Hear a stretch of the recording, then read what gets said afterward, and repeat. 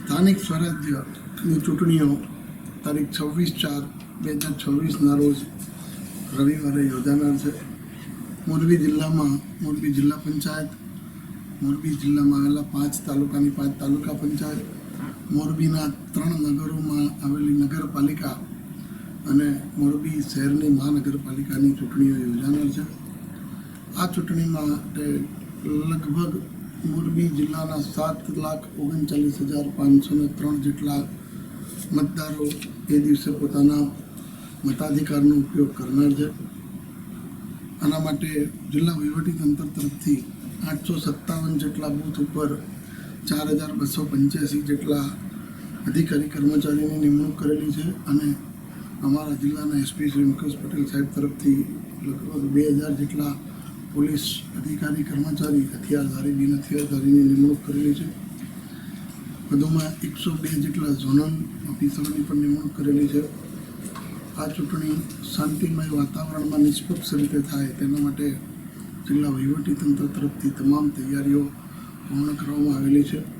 જેના માટે receiving, dispatching અને કાઉન્ટિંગ સેન્ટર, સ્ટ્રોંગ રૂમ એ તમામ બાબતોની સંપૂર્ણપણે ચૂંટણી પંચના માર્ગદર્શન હેઠળ જે પણ આરઓ હેન્ડબુકમાં સૂચના આપવામાં આવેલ છે તેનું ચુસ્ત રીતે પાલન કરી અને કામગીરી કરવામાં આવેલ છે.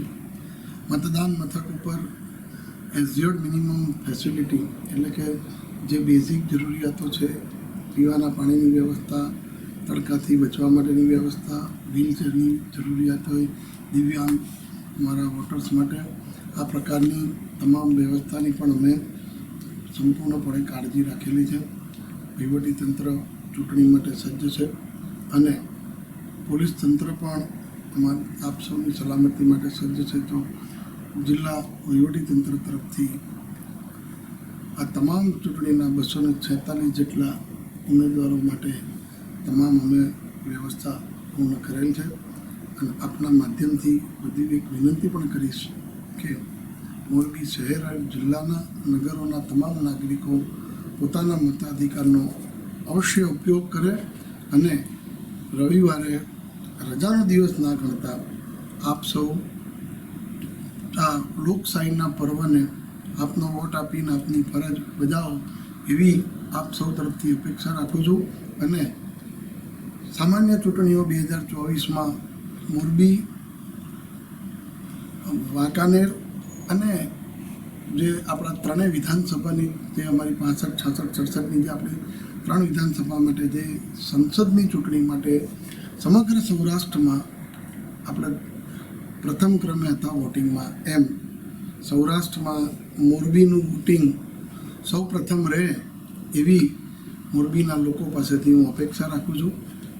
આભાર. સાહેબ, કેટલા મતદાન મથકો છે, કેટલા સેન્સિટિવ છે, કેટલા અતિ સંવેદનશીલ? 857 કુલ મતદાન મથકો છે. એમાંથી 544 જેટલા પોલિંગ સ્ટેશન લોકેશન જે કહેવાય PSL છે. એટલે ક્યાંક 5 છે, ક્યાંક 4 છે, ક્યાંક 3 છે, એમ મળીને કુલ 857 મતદાન મથકોમાંથી 225 જેટલા મતદાન મથકો આપણે સંવેદનશીલ જાહેર કરેલા છે. આ સંવેદનશીલ જાહેર કરવામાં ચૂંટણી પંચની જે માર્ગદર્શિકા છે તેના ધ્યાનમાં રાખીને આને સંવેદનશીલ જાહેર કર્યા છે. મોરબી જિલ્લામાં અતિ સંવેદનશીલ એક પણ મતદાન મથક નથી. સાહેબ, અત્યાર સુધીમાં આચારસંહિતાની કોઈ ભંગની ફરિયાદ આવેલી હોય કે કેવી રીતે? આચારસંહિતા માટેની કોઈ મેજર કહી શકાય એ પ્રકારની કોઈ ફરિયાદ અત્યારે મળેલી નથી. પરંતુ નાની મોટી જે ફરિયાદો છે એ નોડલ ઓફિસર આપણા DDO Shri director DRDA Gadhvi સાહેબને બનાવેલા છે.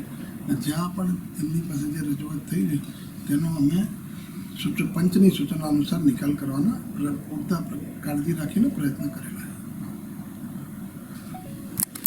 છે.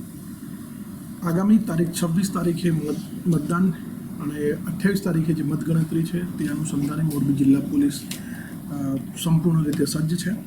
અમારા ત્યાંથી એક SP, 4 DYSP, 15 PI, 45 જેટલા પોલીસ સબ ઇન્સ્પેક્ટર્સ, ટોટલ 2000 જેટલા પોલીસ જવાનો ખડે પગે હાજર હશે. લોકોની સુરક્ષા માટે અમે કટિબદ્ધ છીએ.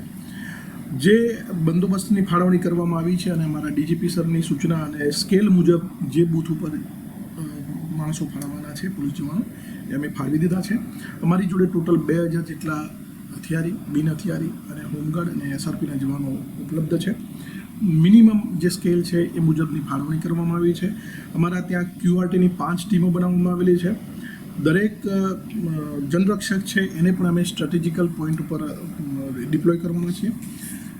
ત્યારબાદ સેક્ટર મોબાઈલ પણ 52 અમારી 52 જેટલી સેક્ટર મોબાઈલ છે, એમાં પણ હથિયાર સાથે અમારા પોલીસના જવાનો એમાં સતત પેટ્રોલિંગમાં હશે. સાથે તારીખ 28ના રોજ જે મતગણતરી થવાની છે એના અનુસંધાનમાં પણ જે ચૂંટણી આયોગની જે સૂચનાઓ છે એ મુજબ 3 લેયરમાં અમે બંદોબસ્તની ગોઠવણી કરી છે. ત્યાંથી જે સભા અને સરઘસ નીકળશે તો એના માટે પણ અમે આગોતરું આયોજન કરેલું છે. જે આગામી ચૂંટણી છે એ શાંત અને નિષ્પક્ષ રીતે પૂર્ણ થાય એવા તમામ પ્રયત્નો માટે ગુજરાત પોલીસ વતી મોરબી જિલ્લા પોલીસ ખૂબ જ કટિબદ્ધ છે. એટલે 1100ની આસપાસ અમારા જે વેપન છે, હથિયાર એ જમા કરવામાં આવેલા છે. અત્યાર સુધીમાં 1.5 કરોડ જેટલો વિદેશી દારૂ પકડવામાં આવેલો છે. 30 જેટલી તળીપારની પ્રપોઝલ કરી છે, 10 જેટલી પાસા કરેલી છે. 10 જે પાસા છે એમાંથી 8 જેટલી પાસા મંજૂર થયેલી છે. સાથે એક અટકાયતી પગલાં ભારતીય નાગરિક સુરક્ષા સંહિતા અંતર્ગત જે અટકાયતી પગલાં છે એની પણ કાર્યવાહી દરરોજ ડે બાય ડે ચાલી રહી છે.